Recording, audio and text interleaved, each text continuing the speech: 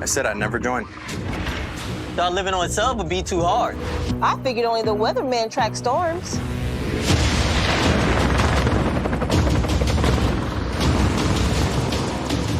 I said my job wouldn't matter. Never knew how strong I was. I never thought this would be my commute.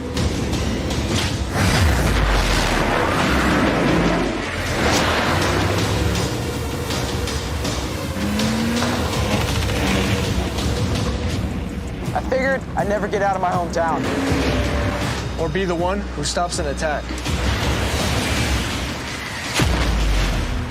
Joining the Navy sounds crazy. Saying never actually is.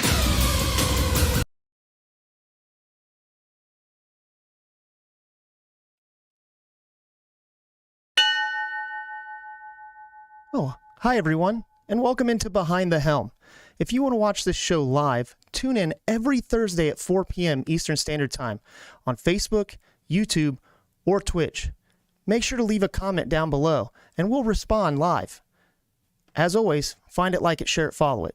But if you want to watch the show after the fact, head on over to YouTube or on Facebook, where the shows are cataloged, and you can see all the comments and notes and still watch the show and any bonus content. If you just want to listen to the show, head on over to Spotify, Apple Podcast, Audible, wherever you can find a podcast, and just search up Behind the Helm. Enjoy the show. Episode 77. That's right, episode 77. We're here Behind the Helm. I know we're like an hour late. I appreciate those who are, I know we're going to tune in live, and then for those of you who are going to watch it afterwards, you know, I appreciate it. I had a couple young men who were going down to test. Took a little longer than expected, but, you know, that's my primary job, is to help people get in this Navy of mine. So I didn't want to leave them stranded waiting on a bus for a long period of time, so I waited so I could take them over to the hotel. They will be enlisting tomorrow. Hopefully they're going to do their physical process. Which is kind of what we're going to talk about a little bit today. As you saw in the description, today is going to be our Q&A episode, and normally we do that at the end of the month, but there is a reasoning. So, again, you are on episode 77 of Behind the Helm. As always, I am Chief Dowden. Make sure you smash that like button, hit subscribe, do all the different algorithmic things that, you know, make it more prevalent for other people, because you never know, even if it's not for you, who you might help by doing that. We are the #1 military podcast in all of Indiana. Thank you very much. I appreciate that. And if this is your first time here, well, hey, welcome in. There's a lot to learn. And if this is your 77th time here, you know, Fields, my mom, a few other people who've been here a lot, you know, thanks for coming back. Thanks for sharing this feed. We're up over 800 followers on Facebook. Keep that going. You know, we're still fairly new in YouTube, so what I would ask is, if you follow us on Facebook, look, head on over to YouTube, because it's live there too. Make sure to subscribe there. That really helps. A lot of people don't have Facebook anymore, but, you know, everybody can get on YouTube, so make sure you subscribe over there as well. All right, so episode 77, what are we doing? We're going to do a Q&A. Normally that's the last week of the month. However, I had a couple different guests lined up, and it just didn't work out. So we're going to push a guest visit to next week. I said that I have some great news about next week. So hopefully all things go as planned. Our special guest next week will be somebody who's been on the show before. That would be the one, the only, the infamous AOC, that is Aviation Ordnanceman Chief Petty Officer Jeremy Snyder, who was on our show before. He was a recruiter in Lafayette, originally from the Plymouth area, and he is currently in the Middle East, in Bahrain, serving overseas. So the time difference is massive. It's roughly about midnight for him, but he would love to come back on the show, and he might even bring somebody with him. And we're going to talk a little bit about serving overseas and how that looks and his journey there. So definitely make sure you tune in next week because it's going to be a good show. Shout out to Chief Snyder. Go get him, Freedom Fighter. Great friend of mine, great chief, great sailor. So definitely tune in next week. So before we start our Q&A, we got to make sure that we give an homage to the Eagle. And I have a personal one today. So I made Chief. It's almost been, 2 years now. And, when you make Chief, you change everything. The big thing is you start wearing anchors. And, eventually your uniform items, they wear out. Well, I finally broke my first anchor the other day, and it was from the entire first set that I ever put on. It was actually from this jacket. It had gotten caught, and the end actually broke off. So, it's kind of something that's special to me just because it was, one of my first ones, and I'm sure many more will break or the stick pins will break off, but, it's just one of those things, right? Even though it's broken, it still means a lot, and that's with anything.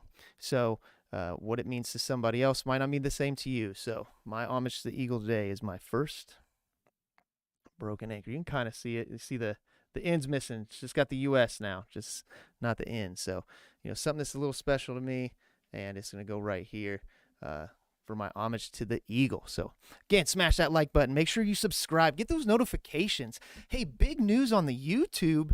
Not the YouTube, but the podcast circuit, right? So, we say it all the time. Anywhere you can find a podcast, Spotify, Audible, Apple Podcasts, Google Podcasts, any of those. And we had fallen way behind. We'd had some software issues and time issues. Well, with a little bit of help from my friends over at E14 Podcast, again, that's ETAC14E-14 podcast. Make sure to check them out too. It's a little bit more like for more enlisted people, so there might be some stuff there that maybe doesn't quite make sense, but great podcast, great to listen to. Heath and Jamie over there do a really great job, and I was so glad to be able to be on their show, so definitely go find my episode there, and to have Heath on mine, and eventually we're going to get Jamie too. I think we're going to have her come in and talk about reserves sometime soon. But after a bunch of trial and error and figuring some stuff out, I finally got what I needed to be able to rip the videos down off of YouTube because they've gotten lost, and then rip the audio and be able to trim them up to get them up on Spotify. Now, we can only put so many hours up a month. So instead of doing it every week, because if you go and look, I will tell you that I put up the episode of myself and Heath, and then I was like, man, I really need to go back and catch up. So it goes like 75, then 38, 39, and now I'm doing them in order, and I went back and caught up. And I've basically put up everything that I can for this month, I think until February 10th. I might be able to squeeze a couple more in there, but trust me, I uploaded a whole bunch. So if whether you're watching or not, or if you know somebody that's more into like listening to podcasts instead of being able to watch them, or you want to listen to an older episode, you definitely can now. You can download them. You can also subscribe on there. All of the different platforms have their own different way of doing that, right? Whether it's a bell or, following this or liking that. So make sure to check us out over there too. If you're one of our followers, understand how much myself and Petty Officer Levesque and everybody who's been involved with Behind the Helm appreciates you. Whether you have been a sponsor on the show before, whether you've been a guest, somebody who's been on, or just somebody who watches all the time, know that we appreciate it. But I would appreciate you even just a little bit more if you went onto at least one other platform and followed and liked. It would really, really be helpful, especially like the downloads on the Spotify and this and that, because then you don't got to worry about being connected. You going on a flight? You got a couple hour flight? Go ahead and download a couple episodes, right? Go ahead and listen to them, get a little bit of that information. But what I will tell you is the difference is, since a lot of the stuff we do live tends to be, especially bonus content, is very video oriented. Pretty much there's no bonus content that gets trimmed off. So that is what you're going to miss out on. And obviously sometimes when we're watching videos, stuff like that, it makes it kind of awkward to listen to, but there are really great episodes. Caveat to that, with us being live, as you've seen if you've been around for a while, there's always technical difficulties. And a lot of times it tends to be with audio, whether it be double audio or like an echo. And since it's live, it's not something we can fix right then. And even in post, it can't really be fixed. So you may run into a few episodes where the audio might be a little messed up. And in fact, there's one that has a disclaimer because after I trimmed it, after I uploaded it, I didn't notice that there was almost a blank space in the middle. But it tells you in the description of that episode that, hey, there's about 30 seconds of blank space here. Totally missed it. It's on me, but it was already uploaded. So, I'm getting on that. And then once I get caught up, what the plan is that we'll have the live show every Thursday at 4, or sometimes 5 like today. And then normally by Friday evening, by your Saturday afternoon, my intent is to then have the next show uploaded on the podcast sites, just the audio sites. So if you were listening to the podcast or you saw us putting those up and then you didn't see any come for a while and you were kind of wondering, hey, what's going on? I got you, right? They're up there. There's a whole bunch, right? We're getting close. I think I'm up to 61 or 62. I forgot to turn the light on for the eagle, man. There he is. So definitely make sure to go over and check those out too. Like those, follow those platforms. All right, so let's get into these I had to pull them up. Let's get into these questions. All right, so we do a Q&A. We do a Q&A every month. We try to. And the big thing is we just take, questions about military or about the Navy, and we answer those. Well, since I was taking a couple young men down to MEPs today, they had some questions, and I go through a brief to kind of let them know what to expect and what's going on. So I went through and found specific questions that were asked about MEPs, and I want to answer those. All right, so that's what our Q&A is going to be about today. There is also a video that I want to look at, and it's from 3 years ago. And the thing is that things have changed. So I want to watch this video. I want to talk about it a little bit during it, and then also what we'll do is then afterwards we'll discuss it, and then we're gonna answer these questions about MEPs specifically. So this is this should be very good. This is a video called "A Day at MEPs." It's from 3 years ago, and it was actually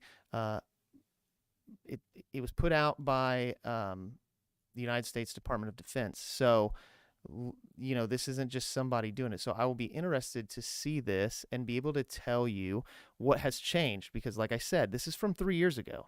Things are constantly changing. And then we'll get into these direct questions. So without further ado, let's take a look at this.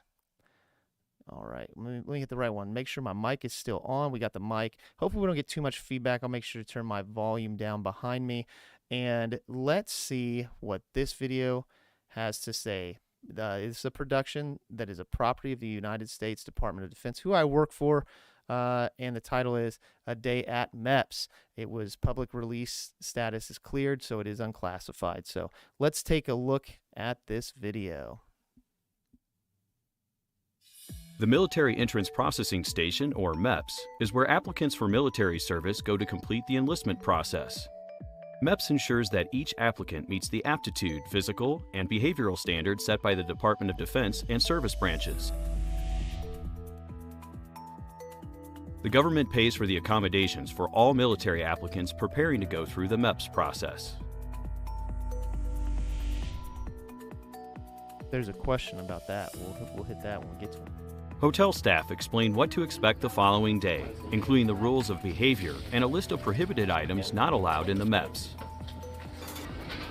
After their briefing, applicants can enjoy hotel facilities and a special applicant rec room where they can hang out, get to know each other, play games, and watch TV until 10 p.m. Applicants aren't allowed to drink alcohol or leave the hotel, but they can hang out with friends and family in the hotel public areas. The rec room closes at 10 p.m. so everyone can get a good night's sleep. They're going to need it.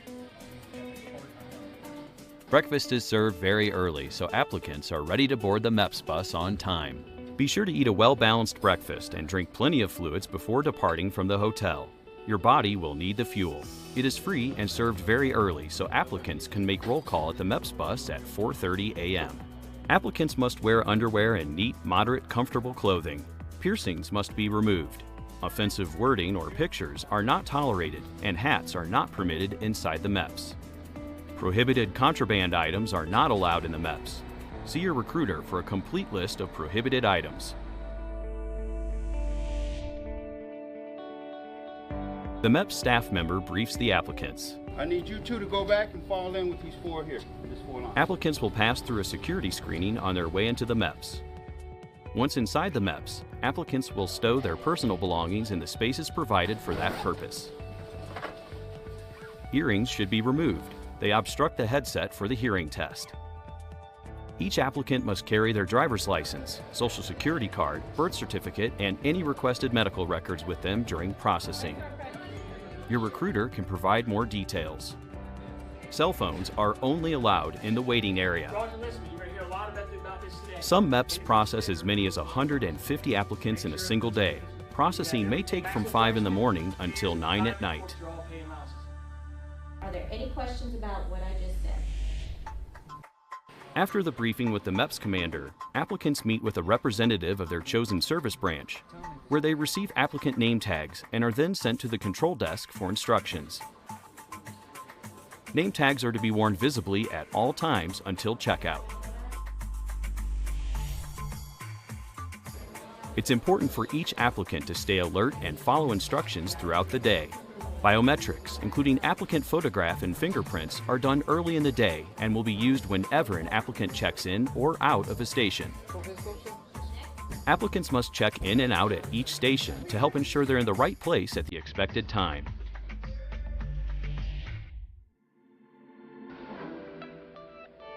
All applicants must take the Armed Services Vocational Aptitude Battery, or ASVAB.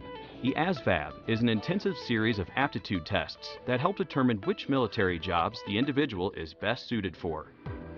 Some applicants may have taken the ASVAB on the afternoon of the previous day, or earlier still at a satellite testing location near their home. Or in high school. The ASVAB measures reading comprehension and math skills, as well as electronics, science, and mechanical knowledge. It takes up to 3 hours. Applicants may also be required to take special purpose tests that assist the armed services in determining the best fit for particular jobs. Here's the big one. Let's see what they say about medical here. The next step is the medical examination. Tests will include a complete physical, urinalysis, HIV, pregnancy, drugs, and alcohol. The orthoneuro examination, which tests balance and coordination, and hearing and vision tests. Your name tag will be used as a meal ticket at lunchtime. Lunch will be provided by the MEPs to all applicants at no cost.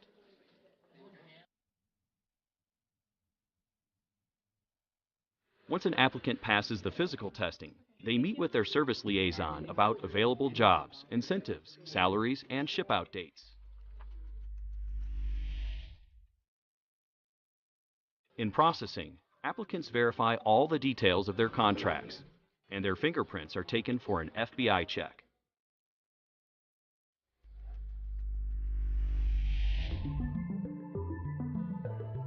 Family and friends pack the MEP ceremony room to witness the stirring Oath of Enlistment ceremony. Applicants will return to the MEPs on the date specified in their enlistment contract to begin their military service. After a follow-up medical inspection, a second oath of enlistment, and final processing, the newest members of the nation's all-volunteer force board the bus for a ride to the airport and then on to their service's initial training center.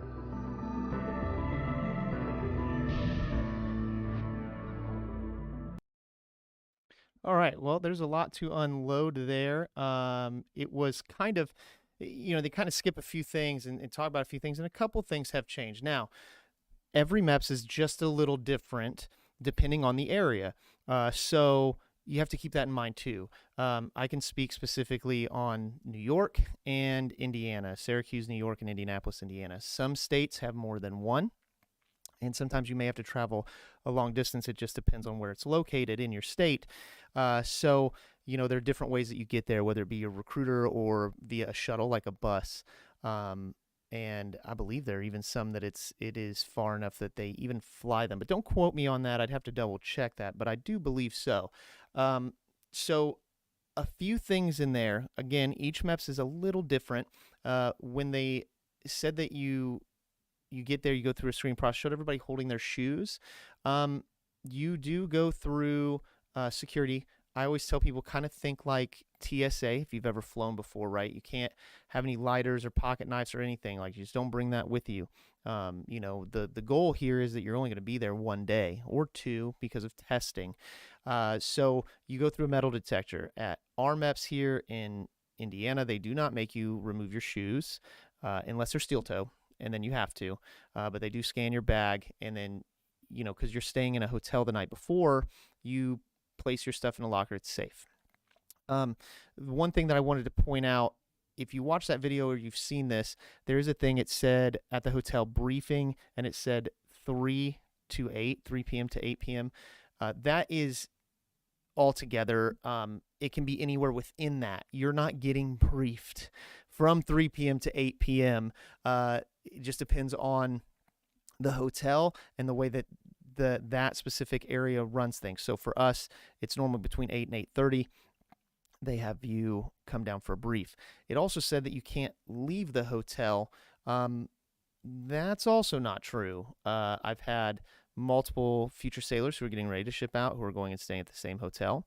They'll go down and check it. Hey, I'm here. They just have to be back in time for the brief, and then they'll get dinner right there because there's restaurants right there. So it depends on the location, but you can't just leave on your own. You're not just going to walk out. You're going to sign out with somebody, like if you're going to dinner or something like that. However, they do provide dinner for you here anyway, and breakfast, like they said. And now that we're kind of past COVID times, it's better. During COVID, it kind of went a little downhill, but they couldn't do it the same way that they were. It is an early morning, and it will be a long day. It said it could go from 5 a.m. to 9 p.m. I've never had anybody at MEPS that long. Again, could depend on the location, but I will tell you that our processing finishes at like 5 is like the latest. So most definitely, it didn't really go into too much about the physical, and there's some questions about it. So that we will get to when we get to those questions. There was something in there I said that we were going to, I said there was a question about it. But the only other thing in there, because it was, it's pretty straightforward. Just kind of giving you what it is that you're doing. Earrings, piercing, stuff like that, yes. You have to remove all piercings, even if they're not visible. They have to be removed. And give me 1 second. Somebody is at my door. I will be right back.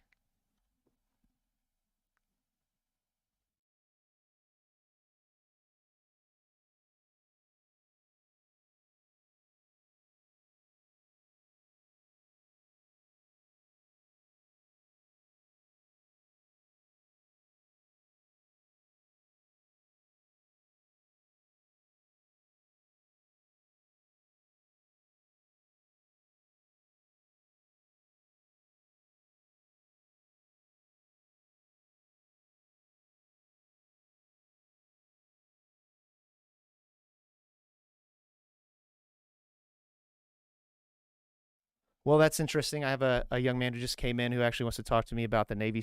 But he's going to watch the rest of the show. He's actually sitting across from me. You can't see him, but he's on my couch. So it's cool because we're doing, again, episode 77. We're doing Q&A and about MEPs. So a lot of questions surrounding MEPs, and we're going to go over that. But like I said, with what that video had shown, it is not just, it's not like 3 to 8 p.m. It'll be somewhere in there. So let's get into these questions. I have some questions from all over the place. Let me pull those up real quick. All right, so most of them are around. So what has changed? What has changed with MEPS? So when you read online, and especially like if you go to Reddit and stuff like that, a lot of people are like, "Oh, I was a recruiter." The answer is no. Just say no. Like, no, that's not correct. You're supposed to tell the truth, 100%. And there's systems that they pull your medical records, stuff like that. So you're not going to hide things like that. There are disqualifying things, but the thing is what I always tell everybody is it's always worth asking, as a lot of policies have changed. It used to be, like for instance, say asthma. If you had any asthma in the past or any use of inhaler, you just weren't going to get in.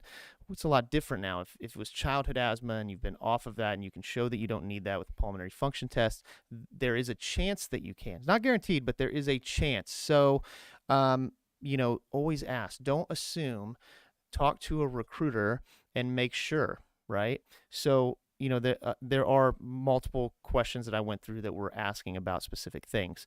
Let's go through these. One of the first ones is actually about one of those. So, when I was younger, I had ADD or ADHD. I don't remember which one, but I was on a medication for it. I stopped taking it a long time ago, and I no longer have to use it. But I don't know if I'm qualified, or basically they're asking like if they should talk to somebody. Yes, you should. So that is another one that if you used to be on medication for things like that, you couldn't get in, and it's kind of changed. It's become more prevalent in our society. But the thing is you're saying here that you haven't taken it in a long time. Did you just stop taking it, ran out of it, or did you go to your doctor and your doctor said, hey, you no longer need this medication? Because if that is the case, then you're good. We just show that documentation. I won't say good. They're going to review that documentation. But if you just stop taking it, because that's the type of medication, you're not supposed to just do that. So your medical documentation would show that technically you still need it. So you would need to visit your doctor and say, hey, I haven't taken this in a long time. I need you to make sure that I'm good. And if I am, great. And then, they're going to write that up. We would turn that in. It would get reviewed. And a lot of people are able to get in. You do have to have been off of it for, depending, 6 to 12 months. So it's a good question. It's possible. But the big thing is make sure that you're off of it properly. And you do need to go in and talk to someone. All right. Another question was, after you go through MEPS to enlist, do you instantly go to boot camp? No, you do not. So just like in that video we just watched, when you're going to MEPS, when you talk to a recruiter, our job, at least in the Navy, is to see if you're mentally, morally, and physically fit. I can tell you if you're kind of pre-qualified, but you are not fully qualified until after you have a medical physical. That has to be conducted at MEPS by a doctor, and you have to request to do that. It is a multiple-day process. You can't just join in the office. There's a stigmatism about recruiters, and that we're all used car salesmen to trap you, and that's just not how it works, right? So when you go in, it is to see what options are available to you. Talk to a recruiter. Their job is to see if you're meeting these kind of qualifications, to let you know, like, hey, it looks like this could be an option for you, and here are the next steps. So when you go down to MEPS, they are then checking your, if you're physically fit, if you meet this requirement, as well as the aptitude if you have to take the ASVAB test. Once you do that, because for instance, like eyes, you don't have depth perception or you are colorblind, that doesn't disqualify you from the Navy. But certain jobs, right, you're not going to be an EOD bomb tech and be colorblind. It's not going to happen, right? So there are classifiers down there that once you qualify, they are going to sit down with you, like it was talking about in the video, and go over jobs with you. And for us, you're going to choose that job, and it gets put in a contract where you're doing all your fingerprints. You're going to do the oath of enlistment, like it was talking about. And then it kind of just like said, like, hey, then you're going to do this and ship out to boot camp. But it didn't really specify that you may do that, choose your job, And even myself joining almost 12 years ago now, I was in the delayed entry program for 8 months. I joined in April, did not ship out until December. So it all just depends. High school seniors right now, obviously they can't ship out till they graduate. So you may be in a delayed entry status for a few months where you are learning. Hopefully you have a good recruiter who's teaching you, who's getting you ready for boot camp, getting you the knowledge that you need. Then you go back to MEPS. You basically say, hey, here's, I had this contract with this job, this, said if I came back, when I come back on this day, still qualified, these things would be here for me. You can't just like leave for 3 months and then show back up and be missing an arm or something, be like, I'm ready to go. You still have to stay qualified. So it's a lot shorter process. They're going to go through not like a medical physical, but like ask you, has anything changed in your medical status, things like this before you ship out. The other thing I wanted to point out is that they showed at the oath of enlistment, which is really cool. They showed a lot of parents standing around taking pictures. Yes, it used to be that way, but as of COVID, we have not allowed visitors back to our MEPs yet. However, our MEPs does film the oath of enlistment, and they also post it on Facebook Live, and I always send that to parents, so you can still see it. But yeah, you're going to be in a delayed entry status, depending. You're going to be a future soldier, a future sailor, for the Marines as a poolee, future airman, and you're going to be working with your recruiter until your date. There's a date attached to it when you enlist, and it is not that day. All right. So it did say that it could be like a 2-day process, and that's true. Most of the time, if you have to test, you can do it all on the same day. It makes for a very long day. But you tend to take your ASVAB test the day before, and then you stay in the hotel, and then you have one whole day of processing, which our next couple questions are specifically about the medical physical and how that works. And there have been some changes to this. You can look and there's things where they call it like the Underwear Olympics and stuff like that. It's just a name where, there's part of your physical where you're going for kind of like dexterity and things like this, and you would be in your undergarments, only males or only females, it wouldn't be together, and you would have to can you squat down and stand back up without falling over, roll your shoulders forward, a doctor's checking your back, making sure it's not like an S, things of that nature. So you don't do all of that as a group in your undergarments anymore. They're not doing that right now. So this is where they get your weight and all of these things and make sure that you're within those standards. And if you need to be taped, you would get taped. All right. So I have to say this question because I think it's funny, and it's an honest question, and I'm sorry for laughing for whoever put this in. I'm not going to put a name out or anything, but I'm looking at enlisting, but I was a little worried about the physical. A buddy of mine, I'm not sure if he's messing with me, said that they have to, he used the term, they have to do butt stuff. And it's a good question. No, they don't do butt stuff. So if you've ever been through a physical, like for sports, like a sports physical, things like that. All right. So for guys, we call it the old, turn and cough, right? They're checking for a hernia.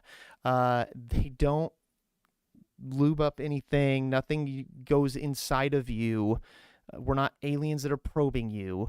A doctor, not me, a doctor is going to have you, he's going to look at your back door. Like, he's just going to look, right? Doesn't touch you or anything. He's going to look. And he's just making sure that you don't have a hernia or any issues. Okay. So I think your friend is messing with you. They don't do butt stuff at MEPS. So very interesting question, I suppose. All right. There were multiple questions I was looking at that said, XYZ, I have XYZ or had XYZ in the past. Should I just say I don't? No. You are 100% supposed to say that you do. And, there were a lot of comments and stuff that I read that said, well, I know so and so and so and so, and they're in, and they had this, and they didn't say that. Okay, well, again, things have changed. They weren't supposed to not say anything, but I will tell you, medical history wise, there's a system online now where it gets pulled. It can be seen, right? Your best bet is to be honest. And I'm telling you that if you have a recruiter that is telling you to be dishonest, then you need to find another recruiter because they're not doing their job properly. A lot of it is for safety, right? I'm going to be 100% honest. Like, oh, I had asthma, but I'm not going to say anything, because I haven't had to use it. Well, maybe you've been inactive for 5 years, and now you're going to go into an active situation where it's going to reoccur, and it could be a safety issue for your own health, right?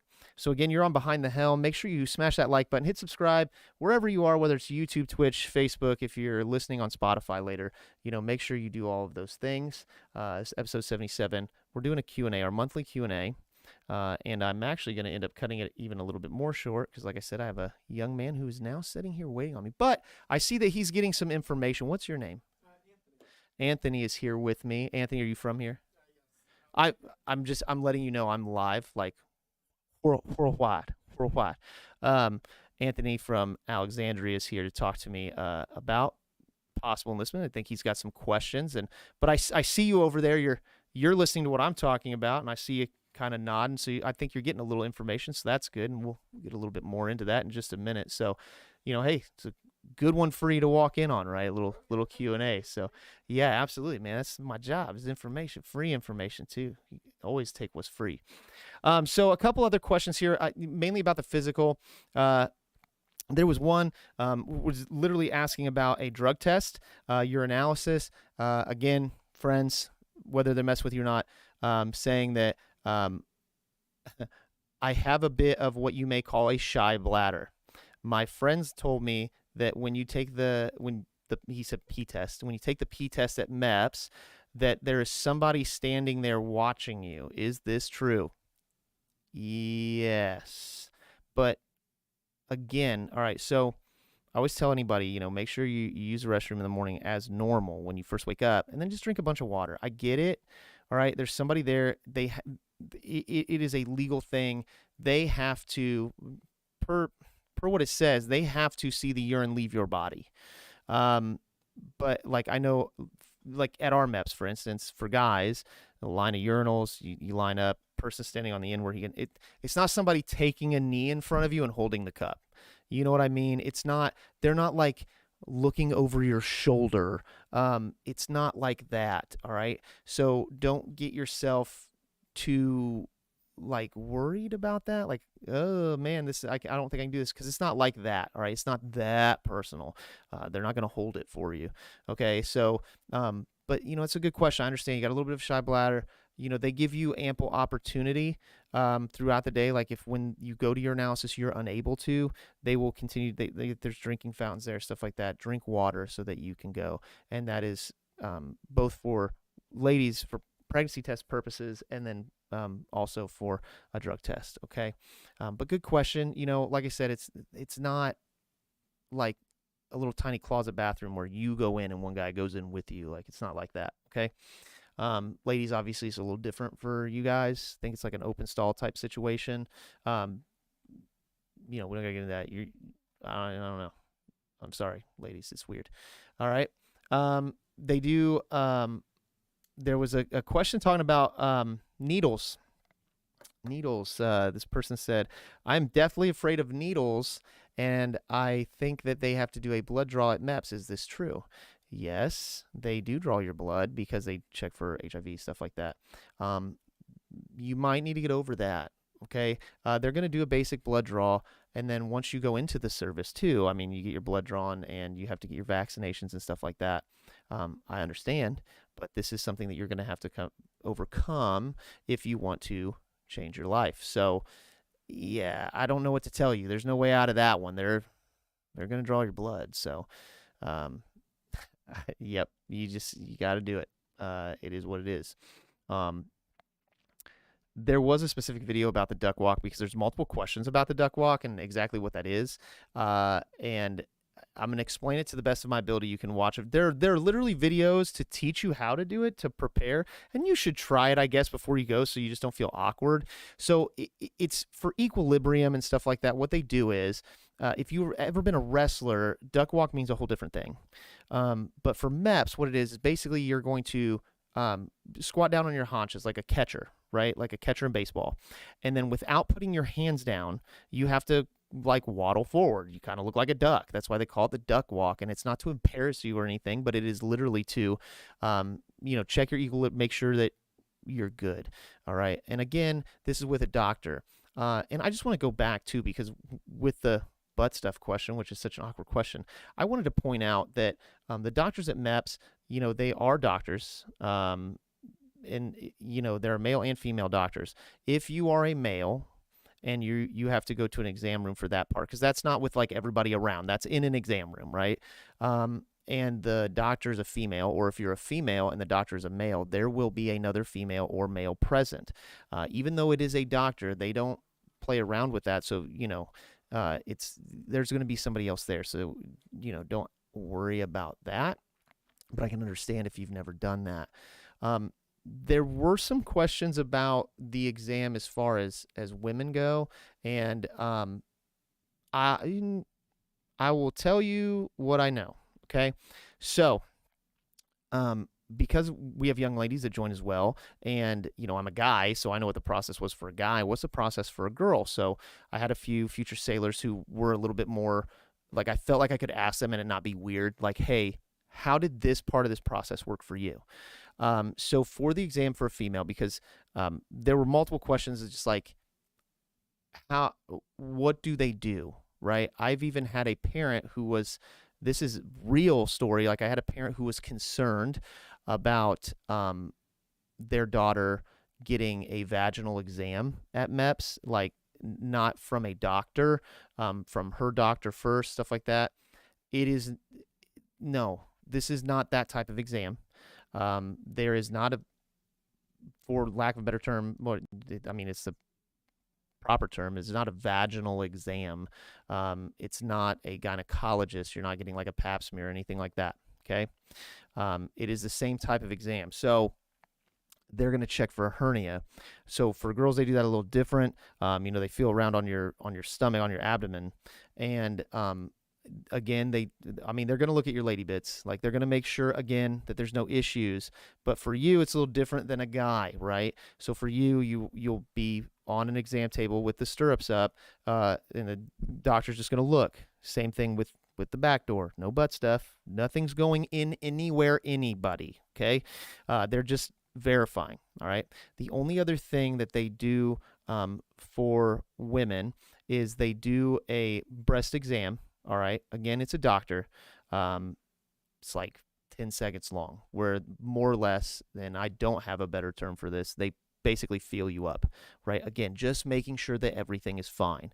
It's not like straight up a mammogram, but they're just making sure that everything is fine. Okay. Some things that get missed, to preface, when you talk to a recruiter with surgery, stuff like that, people tend to forget wisdom teeth. If they've had their wisdom teeth removed, that is a surgery. It doesn't disqualify you, but you need to disclose it. Tonsils, appendix, these are basic things they're not like hits, at MEPS, but, people tend to forget them. All right. So we covered, let me look through these questions. So I had a bunch written down, and there were a bunch of different ones, and I'm kind of generalizing them. So there were multiple about the duck walk, multiple about, I love the one about butt stuff. It's just the way he worded it. I don't know how you could word it any better than that, but all right. And then females, I can understand, especially like if you're a young female, like maybe you're a high school student, maybe you're 17, 18 years old, it can seem very intimidating for what, not knowing what this physical exam is, so hopefully that kind of cleared it up a little bit. And if you have a little bit more, in-depth questions about that, I would encourage you to reach out to a recruiter. You can reach out to me. I can even get you in contact with a female recruiter if you feel more comfortable with that. Chief Hetberg is one of our viewers and works in the area, and she's also a hospital corpsman, right? So she works in the medical field and would have no problem discussing it with you, because I know it can be slightly awkward. But, you got to understand that it's just like a medical physical, okay? There was a question. So breakfast, they talk about breakfast. They talked about breakfast in the thing. You eat that at the hotel. It is an early morning, right? You got to get to MEPS. You get to MEPS. There's a lot of briefs where they're talking to you. Somebody did mention something about lunch at MEPS. Again, every MEPS is different, so I can speak for mine, but I'm pretty sure most of us do this. It's always from friends. My friend told me that lunch at MEPS is not that great, and his recruiter referred to it as bag nasties. What is he talking about? Okay, fair enough. So you do get a lunch at MEPS. I'm going to tell you it's bag nasties is just like a military term that we like pretty much everybody uses for like a sack lunch.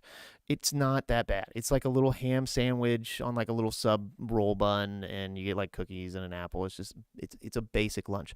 I will tell you, for us, the dinner at the hotel and the breakfast at the hotel are good, so take advantage of it, unless you're close on your weight, okay, because then your recruiter is probably going to tell you not to. That's the last thing I was going to bring up. So the one thing it was talking about, and there was a question about this, and I'm pretty sure I saved. Let me scroll down here. Yeah. There it is. All right. So they mentioned this in the video, and there was a question about this. I've been talking to my recruiter, and I'm thinking about going down to join MEPS. However, I've been saving money. Okay. And here's why. This is a really good question. He was talking to me about how I'm going to have to stay in a hotel, and that I would have dinner and breakfast there. I unfortunately do not have a job and don't know that I have money for that hotel visit. What should I do? Well, your recruiter didn't explain it very well to you because it is paid for. It does not cost you anything to do this process. That's a misconception that comes up from time to time. The government is going to pay for you to go to this hotel. They're going to pay for your room. They're going to pay for your meals. All right. The physical is free. You don't even need medical insurance for this physical. The government is doing this to hopefully enlist you and help you onto a career path, right? So I can see where you might think that, but that's also another kind of role of a recruiter, is that when we're sending somebody down to MEPS, that we have taken the time to vet them, speak with them, make sure it is what they want to do, because the government is getting ready to invest money in you. Even if you go down and you take the physical and you fail from the physical from something that not even you knew or your recruiter knew, it doesn't matter. Like the government, you're not going to pay that back. Like the government still fronts the bill for that hotel stay and those meals. Like that's on us, right? And those money benefits and things are just going to keep rolling at you as you get in. We've talked about that on multiple episodes, so go back and listen to those about the different benefits and how those work. So all in all, really good questions. And, I know we started an hour late today because I was taking some young men down to MEPS. So normally you would have caught me. I wouldn't be doing this show, by the way, Anthony. So, but that's okay, right? I paused and went to a screen. I said, somebody's at my door. That doesn't normally happen this time of day. So no worries, but I know Anthony is patiently waiting. He's listening, he's learning, but we're going to talk a little bit more with him, not on the show. I'm not going to bring you on. I'm not going to do that to you. But again, like I said, normally we do our Q&A at the end of the month, but hopefully we're going to have another guest next week, and it should be, if everything works out, Chief Snyder. He's coming back. He's in Bahrain, and he's going to be coming to us from Bahrain, and the time difference is huge. It's going to be like midnight for him, but he's stoked. He still wants to do it. And I'm like, all right, like if that's what you want to do, I would love to have you back on. So again, make sure you smash that like button, hit the bell, subscribe. If you're one of the multiple followers we have, the over 800 on Facebook, YouTube is up and running. We need to get subscribers over there. And like I said, I finally got the podcast part of it, the audio of all of it up on Spotify and Audible. I'm slowly catching up to 61 or 62 there. This episode 77. So by next month, we should be completely caught up to where it's every week, just with those software issues and getting that figured out. But again, shout out to E14 Podcast. That's E-14 Podcast over there to Heath Britt for helping me kind of figure that out and get that going. So make sure you tune in next week. make sure you leave a comment down below, whether it's after or not. And if you have a question about MEPS, don't hesitate to ask, whether it's your local recruiter, or if you want to ask us here on Behind the Helm, I can get you in contact with somebody or answer your question for you. So again, thank you so very much for stopping in. And until next week, have a good one.